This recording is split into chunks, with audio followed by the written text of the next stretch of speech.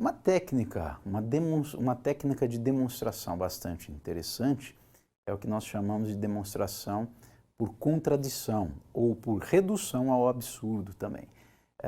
E é interessante a forma como ela funciona. Você quer provar que a partir de um conjunto P de premissas, você conclui uma sentença Q, tá? O que você faz? Eu quero provar que, né? Eu quero provar que a sentença Q é válida a partir das premissas que eu tenho.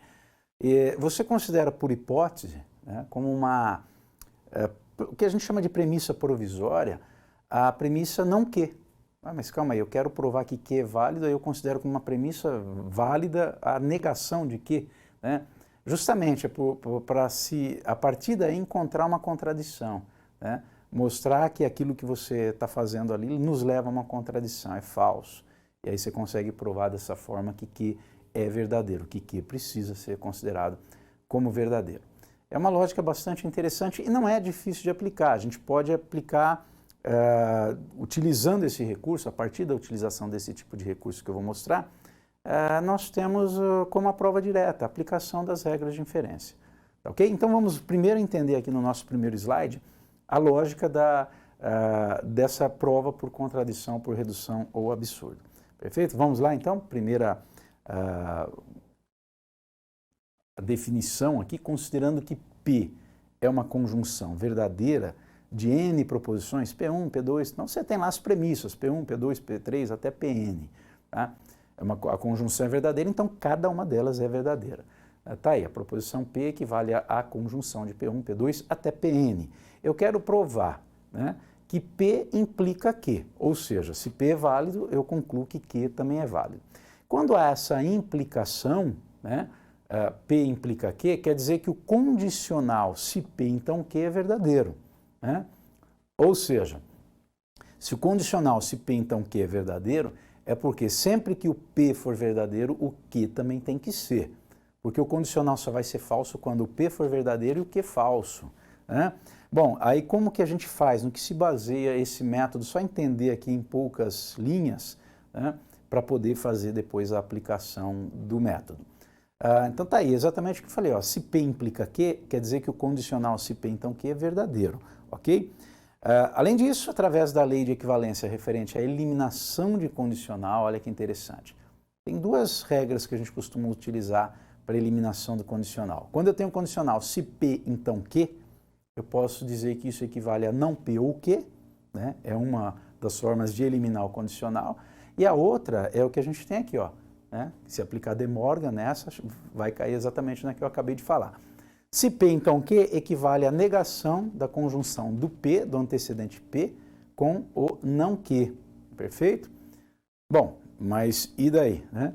Considerar essa proposição P verdadeira, é o que a gente vai fazer, e assumir como falsa a conclusão Q.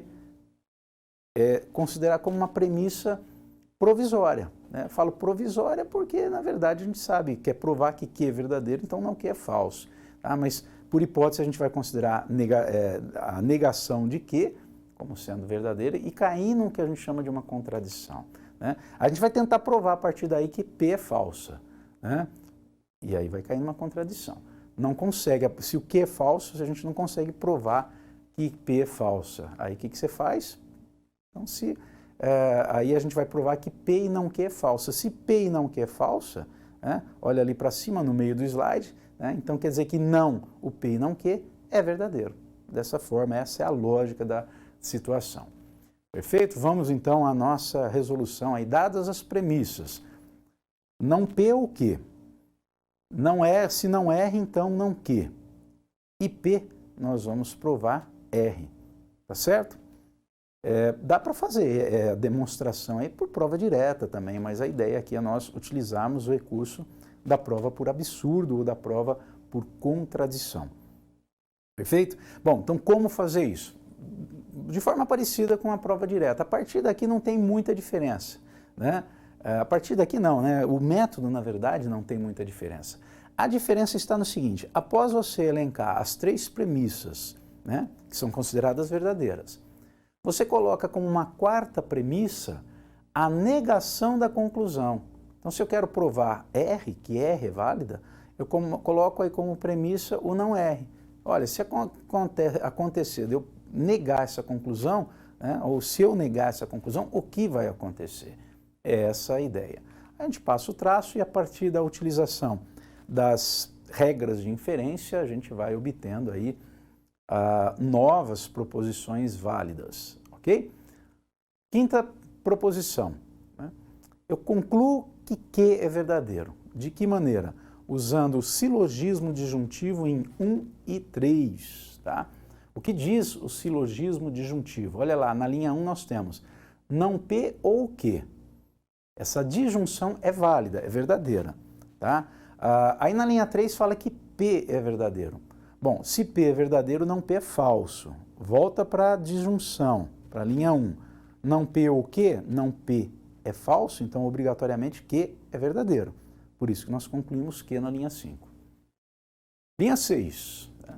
Não Q. Eu concluo que não Q é verdadeiro utilizando modus ponens em 2 e 4. Né? Olha lá. O que diz o modus ponens? Né? Vamos relembrar o modus ponens já fazendo aí a dedução, né, utilizando as linhas 2 e 4. Na linha 2 eu tenho, se não R, então não Q. Esse é um condicional. E nesse condicional você sabe que se ele é verdadeiro é porque não ocorre o caso 1-0. O que é o caso 1-0? O caso VF. Né? O antecedente verdadeiro, então o consequente não pode ser falso. Se o antecedente fosse falso, aí o consequente poderia ser verdadeiro ou falso, tanto faz. Tá? Mas na linha 2 eu tenho que justamente esse condicional que diz que se não R, então não Q. Aí quando a gente vai lá para a linha 4, diz que não R é verdadeiro, ou seja, o antecedente é verdadeiro.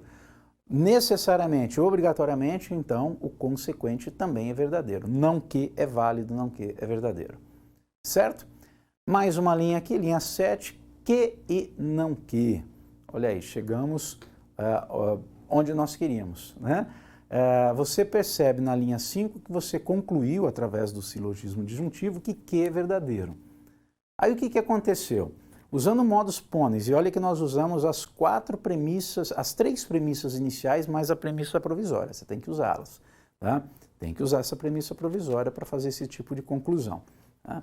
Nós concluímos na linha 6 que o não Q é verdadeiro também. Então há uma contradição. Né? Se você aplicar aí a união, né, das linhas 5 e 6, a união o que diz? Se você tem que uma proposição A é válida, é verdadeira, proposição B também é verdadeira, quer dizer que a conjunção A e B é verdadeira. Aí eu apliquei a união em 5 e 6. Q é verdadeiro, não Q é verdadeiro. Aí você conclui que Q e não Q é verdadeiro. Isso é uma contradição. Não é. Né? Não tem como uma proposição e a sua negação, em conjunção com a sua negação, ser verdadeira. Tá? Se isso é uma contradição, eu posso concluir, a gente coloca isso na linha 8, a gente conclui R. Ah, mas o que tem a ver R aí, né? Pela demonstração por contradição, justamente. Né? Nós, partindo da negação de R, incluindo isso como uma premissa provisória, chegamos a uma contradição. Então, consequentemente, nós concluímos que R tem que ser verdadeira. Ok? Aí você pode, se você coloca R ali no lugar, não cai nessa contradição, você pode tentar. Coloca o R como uma premissa provisória, você não vai conseguir cair na contradição. Porque ela não vai ocorrer, porque R é verdadeira e não falsa. Tá certo? Então, a lógica é essa, é utilizar o método da prova direta, praticamente, ou os mesmos recursos da prova direta, só que o fundamento, o que difere da prova direta é que você, antes de chegar a essa conclusão, você utiliza a negação da conclusão exatamente como uma premissa provisória.